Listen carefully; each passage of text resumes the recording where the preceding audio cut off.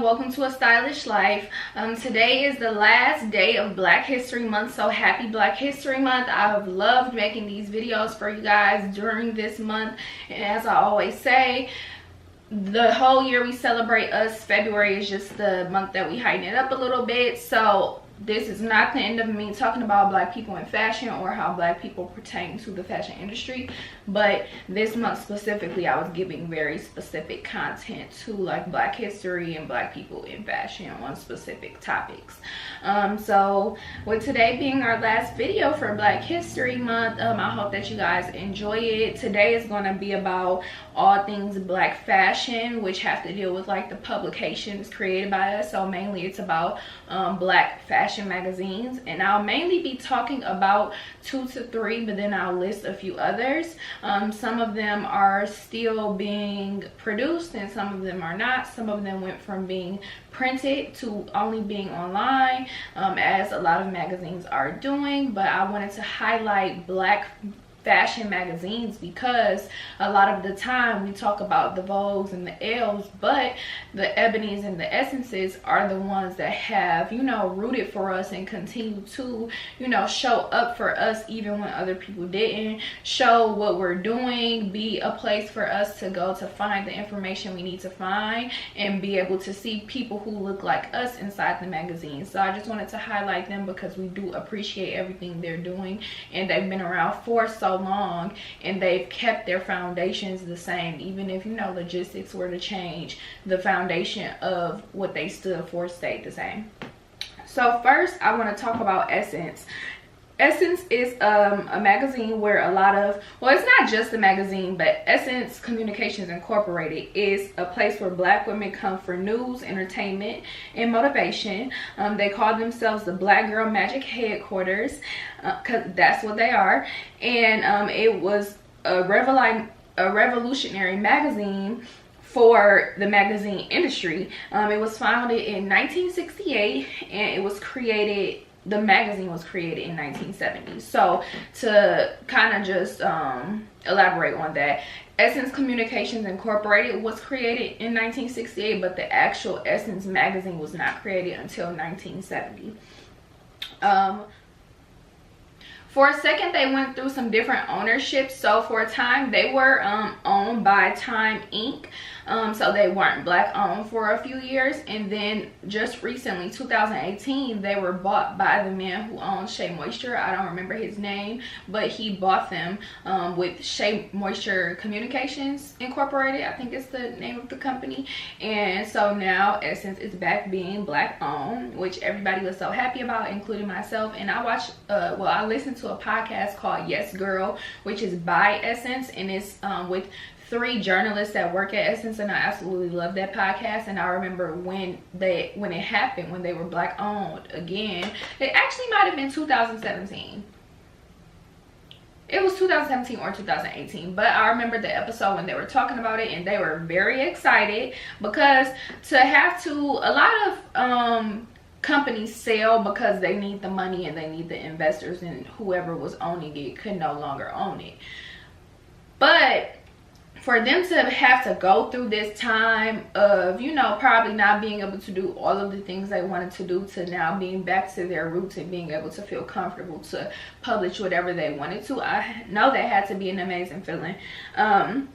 So they are a company that creates amazing experiences for women, like Essence Fest, which happens every year in July in New Orleans, and it generates millions of dollars for that city. I believe it's a 3-day event, and it's packed with events, shows, concerts. People come and all you see is Black women. I've always wanted to go to Essence Fest, but I haven't made it there yet, but I'm going to go. I'm going to New Orleans, but not during Essence Fest. I'm going at the end of July. But Essence Fest is a time that Black women go to be with their sisters or with their friends or come with their group of friends, and they have an amazing time. Like Girls Trip was set during Essence Fest, and you see how much fun that they had and how amazing it was during that whole weekend.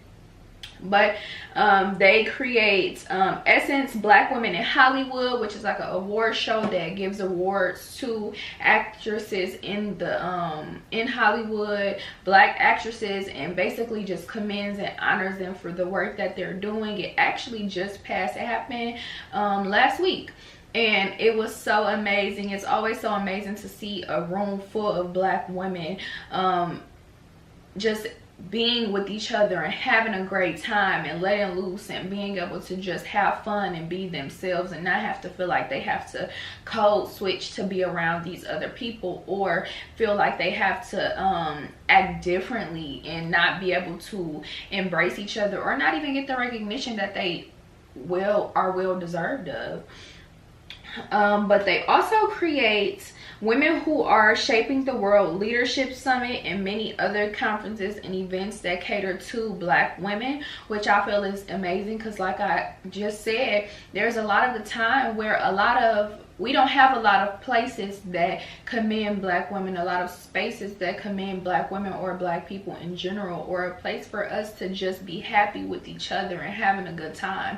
We don't have a lot of that, and Essence is one place that does create those spaces for us, because we do need those spaces. We can't always be in rooms with, you know, just all women, because all women's experiences are not the same, and definitely not, for instance, a white woman's experience to a black woman's experience. Those experiences are very different, and those conversations are very different as well. A conversation that I could have with my black friend, I probably wouldn't be able to have with a white friend or a white person, because you can't relate. I can't sit and talk to you about how I had to sit in for 6 hours to get my hair done in some braids. I can't talk to you about that. I can't talk to you about how I want to sew in. I can't talk to you about how, oh, should I get leave out or should I get a closure, because you won't even know what either one of those are. So the conversations are very different, and we do need those spaces to be able to be with each other and have conversations that we want to have without having to feel like, oh, we have to include everyone. Because when it's all of these other conferences and events, they don't feel the need to include us, but when we do something for ourselves, it's, why does it have to be specifically for black women? Why can't you include everyone? Why can't everybody have a part? It's all women. No, because the woman experience is very different. Just like feminism, black feminism and white feminism are very, very different. And white feminists, a lot of the time, they do not fight for black feminists or black women overall. They have a women's rights mentality, but that women's rights mentality is specifically for those white women. It's not including black women or women of color, because that experience is very different. You're fighting for your experience, but your experience is a lot better than ours. But anyway, Essence is a company that does an amazing job at uplifting us and creating motivation for us and showing up for us and showing out for us. And this is not just fashion or just the magazine. This is, you know, with news, with politics, with all types of things. They cater to us to let us know what's going on in our communities and in our world, because a lot of the time we don't know everything that's going on. So it's amazing to have a publication that's able to bring that information to us in one place, and they've been doing it for so many years.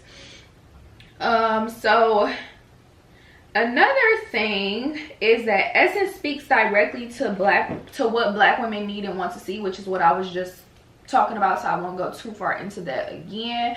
But there's certain things that we need to see or need to hear about or want to hear about that other people don't care about, or it's not in the news. So we have publications that make sure that our news makes it to us.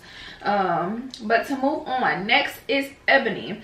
Ebony is the #1 source for authenticity around the black community. So pretty much just like Essence, it creates that platform for them to give us what's happening in our worlds and in our communities, and being completely authentic about that, because our experiences are very real and you can't sugarcoat it. A lot of the time we need that for you to be like, okay, stuff is messed up right now. This is what's going on, but we can do X, Y, and Z to make this happen. You know what I'm saying? This, like I said, this is not just speaking on fashion. This is speaking on fashion, politics, music, news, all things. And it was started 73 years ago. So like I said, they've been around a very long time. And it reaches 11 million readers. I believe that's probably per, I don't know if that's per issue, but it reaches 11 million readers. And it creates the conversation among Black women. I know that me personally, when I was growing up, Ebony and Essence magazines are what was in our bathrooms, what was in my house.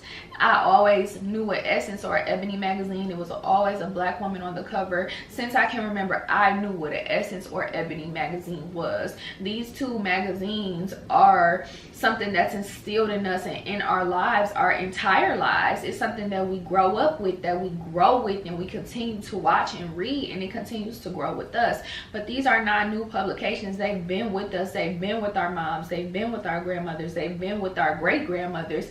Like I said, they've been in our lives for generations. It was started by a man, by John H. Johnson in Chicago in 1945, and Jet is Ebony's sister magazine, and Jet was started in 1951. He also founded another magazine that's called Negro Digest, which was later turned and called Black World, and it was created in 1942, and it was pretty similar to the Reader's Digest. But it aims to cover like positive topics and stories in the African American community. So as you keep hearing me repeat, all of these publications are making sure that they shed light on the Black community, and not just Black celebrities, but what was actually going on in the community, what we were going through, the positive stories that was actually happening. Because when you hear a lot about us, it's always negative. When there's movies made about us, it's always about slavery. A lot of the time there aren't movies made about the good things that we're doing or the great things that's happening in our community. And for someone to create something that makes it a priority to talk about the positive, not just the negative things that are going on, but the positive things that are going on in our community, and letting people know that we're doing great, regardless if we get the recognition or not. We're making some amazing strides. We really are. And I actually read an Essence magazine a while back. I believe it might have been from the 40s or the 50s. And it was actually articles, it might have been earlier than that, but it was actually articles in there speaking on how smart Black people were, and how white people were scared for Black people to go to college because they were so smart. They didn't want to accept the fact that it's possible for Black people to be smarter than white people, but they knew that it was true. So those are the types of things that would be in these types of magazines many, many years ago. Next was, now I'm just going to list some magazines that are Black owned, some other ones that you could check out, but the main ones I wanted to touch on was Essence and Ebony. So another was The Root. It was started in January 2008, and it still exists today. But it's online only, because like I said, a lot of publications are no longer printing, they're going digital. And this one, I believe they've been online for a while now, because they just might not have had the readers to continue to print it, and it's expensive to print, especially as a magazine. Next is The Source. As you all know, that's hip-hop and fashion and much more. When I went to the women, I talked about this specific situation, but when I went to the Women's Wear Daily event during Fashion Week and Jason Rembert was there, he was speaking on how when he was growing up in Southside Jamaica, Queens, he didn't have access to the Vogues of the world, but he was reading The Source, and he was looking at the fashion, and there he was seeing how there was couture gowns being matched with Timberlands and bamboo earrings. So The Source was like his source of fashion inspiration and his drive to want to be in the fashion industry. So that's my whole point of this video, really, is trying to show you that it's not all about the Vogues and the L's and the W's. I love me a Vogue magazine, but we also have to shed light on our Black owned magazines too, because they had a lot of, they've put their stamp on our life. They've been with us for generations. They've been in our life since we've been alive 9 times out of 10. So we have to make sure that we're giving credit to them and shedding light on them, because they have made history and they have made an impact in the fashion world and in the magazine world overall. We just do not get the credit from the bigger fashion industry about the Source magazines, the Ebonies, the Essences. We don't get that type of attention that they get, but we're just as important. We just are specific to a particular audience, which is Black people, Black women, Black men, the Black community in general, and that's perfectly fine. And we've been able to strive and continue to do that without having to change the footprint of any of these publications. Next is Vibe.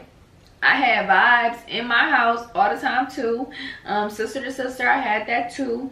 Another one is Sway. It was a joint venture between Essence Magazine and Time Inc.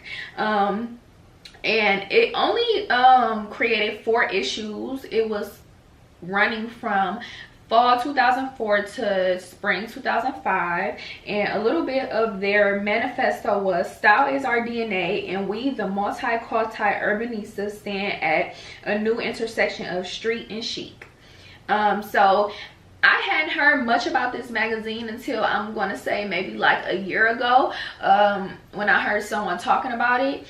But after looking at it and researching it to do this video, it looked like an amazing magazine, amazing spreads, all Black women, very colorful covers. I don't even remember seeing these on the stands, but it was only had 4 issues, so that's probably why. But after seeing pictures of the inside, it was a very, very, very well put together magazine. It was for your everyday urban woman who was fashionable, who was stylish, who liked to keep up with what was going on in the fashion world. She was sassy, she was cute, she was confident. Like, that seemed like that's what that magazine was for. And it's sad to see that, you know, it no longer exists, but things happen. But they had fashion, art, politics. It was even a spread in there on Basquiat that I saw. And like I said, they only had 4 issues. They ran from fall 2004 to spring 2005, and it was pretty much just a breath of fresh air for Black women. It was a breath of fresh air for the young Black women that were growing up during the time that it came out, because like I said, a lot of these magazines can get very stuffy. You're only seeing white women for the most part in these magazines, so it gets frustrating to not be able to see yourself. But another one, this is the last one, but this isn't a magazine, and it's not one that's been around for as many years as, like, you know, like an Essence or an Ebony, but it has made a very important impact in the Black fashion industry, community, digital world, all of that. And that is Fashion Mom Daily by Claire Summers. It is said to be the internet's #1 destination for multicultural fashion. So like I said, it is not printed, but it is online. They have a large presence on Instagram. She actually just got her Instagram page back, you know, not too long ago, because Instagram took it down. I'm not sure why, but they took it down for a very, very, very long time, which is very sad, because when you work so hard for something and grow it so large, it's insane to lose that. And not to say she should have done more than build it on social media, but social media is the age right now. She does have a website, but most of your audience is going to come from Instagram, especially if you're a digital platform. So they took it from her. For a long time she had to create a new page, and I'm pretty sure she did lose some readers, because between like the summer and like the end of the summer, the following was probably growing, but it wasn't growing that much, because on her original page she had millions of followers, and then on the newer one it just remained in the thousands. But I'm pretty sure she lost some readers because they didn't know what happened. They might have went to the old Fashion Bomb Daily page and saw that it was deleted and just thought it was gone and just chose not to do more research. But they took her page for some months. I'm not sure why. I'm pretty sure you could research to find out. But I was listening to this podcast called Black Girl Podcast, and they were talking about how Facebook like black people basically, they have to wait longer to get their pages back once it's taken down because Facebook chooses white.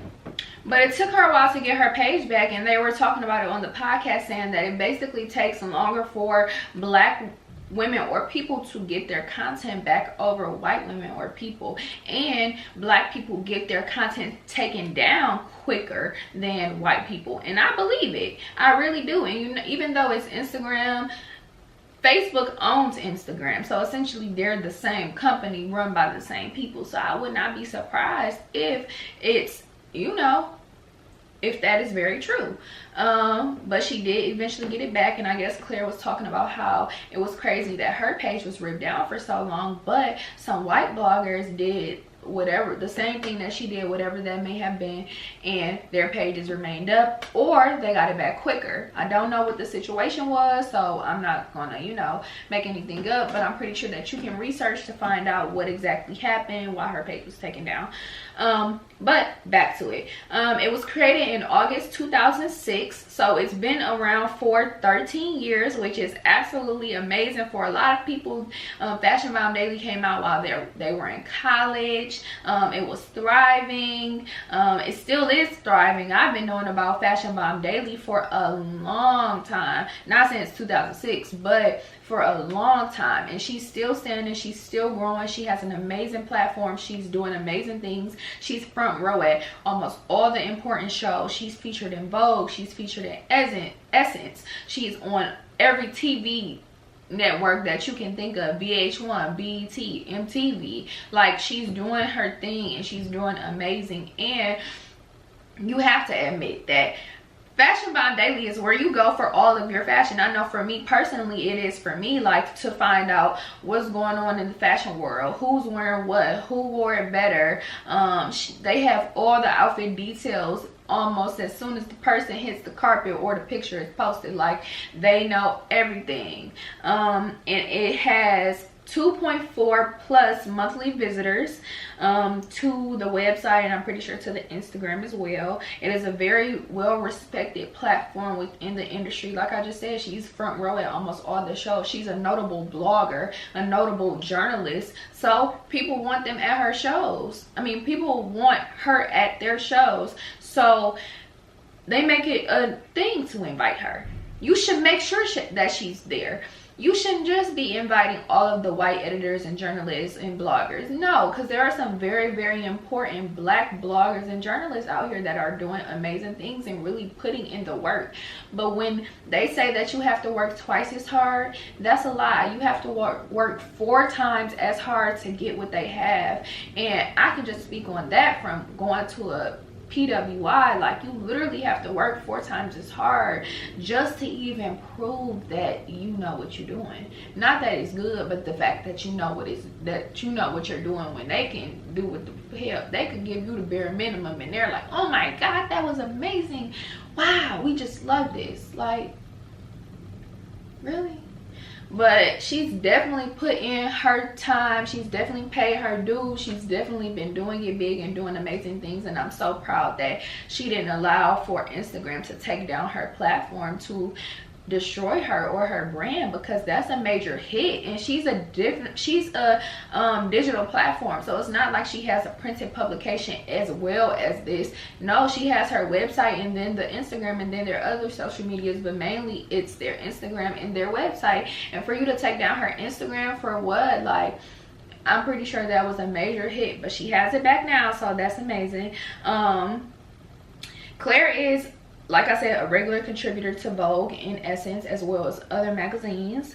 I read that she lived in Paris for 2 years to hone in on her craft. She wanted to get a more in-depth feeling of the fashion industry and the fashion world and what was going on in the fashion world and what people love. So she went to the fashion capital of the world, Paris, and she lived there for 2 years. Like, that's literally something that I want to do. I would go to London or Paris for a year or more and live my best life. Like, I would love to live out the country for a while. Like, I just feel like you get a different, especially if you're in fashion, you get a different experience of what's going on, and you're able to grow your knowledge without, you're able to grow your knowledge from a different perspective, because fashion here is very different from fashion in Paris or London. I feel like in Paris or London it's a lot more authentic, it's a lot more free, it's a lot less you got to stick to the norm where everybody is like trying to do the same thing. It's a lot more you're able to kind of branch out to what you really want to see or invest in or get a deeper look, if that makes sense. Because everybody isn't, I just feel like everybody's not as closed off. Like it's easier to get access in London or Paris than being here, if that's just my opinion. Also, she graduated from Harvard. I read that too. She graduated from Harvard. I'm not sure in what, but she wasn't always interested in fashion or didn't always want to make this her career, I don't think. And that happens with a lot of people. A lot of people don't major in fashion or don't go to fashion school. You don't need to go to fashion school to know what you're doing. Fashion school might teach you skills, but it doesn't give you talent. School in general might teach you skills, but it does not give you talent overall. And also the site does on their Instagram page a hashtag fashion bomber of the day, which I feel like is very amazing, because this is basically where they find stylish people on Instagram and they post them on their Instagram page, and I'm pretty sure that brings a lot of followers, content, and viewers to their personal page. So I feel like for her to continuously have her team highlight different stylish people every day is absolutely amazing, because you don't, a lot of the time you don't see people reaching their hand back, like I was talking about in a previous video, and that's a form of reaching your hand back. You're, of course, yeah, you're just posting them, but that might have just opened some new opportunities or some new doors for them, because you don't know who looked at that post on Fashion Bomb Daily and then went to their page. You just never know. So like I said, she's been seen everywhere. Claire Summers has done an amazing job with Fashion Bomb Daily. She continues to grow it. I'm loving what she's doing with it. I've loved for a long time what she's doing with it. I'm very, very proud of her. And I just need for these people to give us the credit that we deserve, because we deserve it and they don't know what they're doing and we know what we're doing. But nonetheless, thank you guys for watching this video. I hope that you enjoyed it. I hope that you enjoyed all of my videos from Black History Month. I try to make them as informative as possible and very interesting, and release them, not really release, but like present to you some information that you may not have known or been aware of. So I hope that you learned a lot this month from these videos. I hope that you enjoyed them. Please make sure that you turn on post notifications so that you're notified every time I upload a video. Also make sure that you're subscribed if you love what you're seeing, and give this video a thumbs up if you loved it. But thank you for watching, and I'll see you guys later. Peace out.